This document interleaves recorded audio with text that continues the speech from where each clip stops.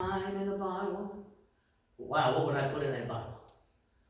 And here's the thing, if we could bottle up time and we had, listen, if we had liberty to open it up when we thought it was fit to open up, is this making sense? Some of you know that song, some of you don't. Some people out there watching this video, watching the stream this morning, wow, if I could put time in a bottle, that's profound. Hold on, it's a song. Go ahead, look it up. Google it, go to YouTube, and you're going to find there's a wonderful song. Maybe I should probably learn it so I can sing it real good. It'll take some work, but if I could put time in a bottle, this is what I'd like to do. If I could put time, I mean, just think about this. There never seems to be enough time to fit everything in. I mean, you've got group outings, you've got work parties and family gatherings, church services, and all the other activities that we just have to do. We must do them. After all, it's Christmas. But see, when you get all these things going on, sometimes it can make the season, it can make the quote-unquote holiday not quite the most wonderful time of the year. Certainly not a time of dreaming, but a time of having a nightmare. And we find ourselves being so busy doing Christmas that we forget to enjoy Christmas. Some of us right now are thinking, well, hey, Christmas is over. No, it's not. And if it is, you fit the bill of what I'm talking about. It is not over. Okay, so you've had your family time.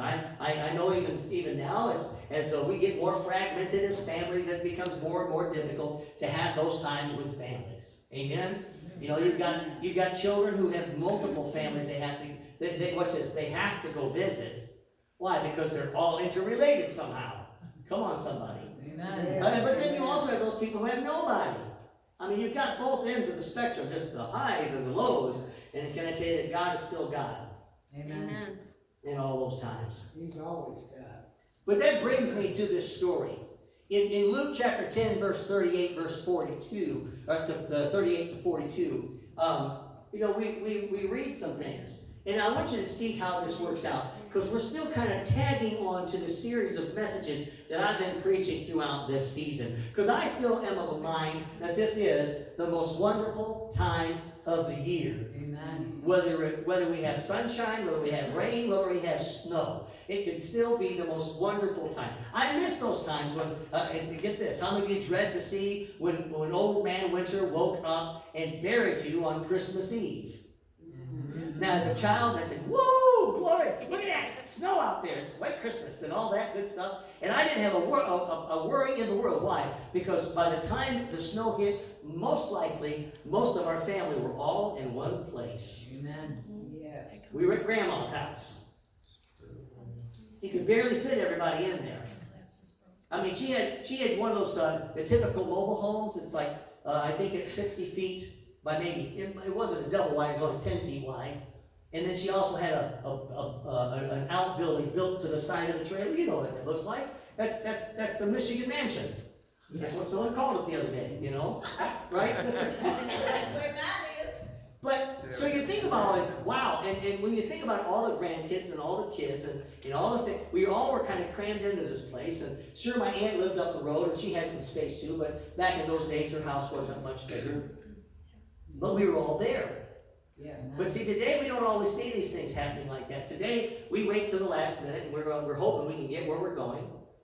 We're hoping that we can do what we're going to do. We hope, and get this, most of us are hoping we can buy what we want to buy for somebody else. Or you do like the rest of us do, and you say, you know what?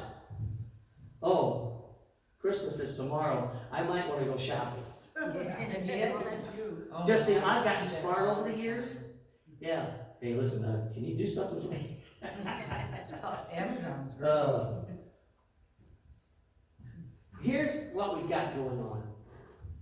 The idea of the giftings, and the idea is this, so the best gifts are the ones that are what? Given. And many of us, we like to say that. Better to give than receive. But do you really mean it? Honestly, come on. Tell the truth.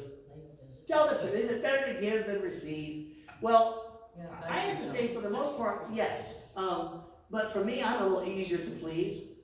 I'm also easier to surprise. But for the most part, but I'm happy with some nice new socks. So come on. Yep. You know, and give me some food and bring my grandkids around and my kids and some friends. I'm good with that. That's good. I mean, if nothing else, if I get to go over and have hot chocolate at Sister Margaret's house in the next couple of days, that'll be good for New Year's for me. That'll be how I want to start things off. That's Yeah, what Marcia? I like the best is a visit. All right, see, and I'll bring some marshmallows, you make the cocoa. Somebody say, praise the Lord. That's Praise praise the the Lord. Lord. That's That way, right. watch this. We get to give and receive. What? This is an exchange of gifts. Amen. Wait a second. It's an exchange of gifts. You got a gift? Now, I know, Sister Mickey, your family, what's that you guys play at Christmas time that I don't know if it's of God or not? What's it called? That game you play with the gifting? The gifts. The game that you play when you on your Christmas parties. Yes. What do they call that? We call it here, get together. What does anybody know what that game is? Where you It's like Dirty Santa. Dirty Santa. Dirty Dirty Santa. With the gift exchange. It's that gift exchange. I mean, I have witnessed that a couple of times. There was one year, and not this year. I didn't get to witness it this year. But one year I was there, and I wasn't sure if I should be 9, 1, because it was getting ugly. Because people were stealing people's gifts, and you remember those days, though. It probably happened more than once, didn't it? Because it happens. But I will say this, though, I have seen some who were more than happy to give up the gift. Not because they didn't want it, but because the person who wanted it, they wanted them to have it even more. Amen. Oh, that brings me to Jesus. Yes. I mean, look at gold, frankincense, and myrrh. I mean, think about what was brought to Jesus and we read into this, and it's poetic, and it's prophetic, and it's just a wonderful story to be told. But notice this.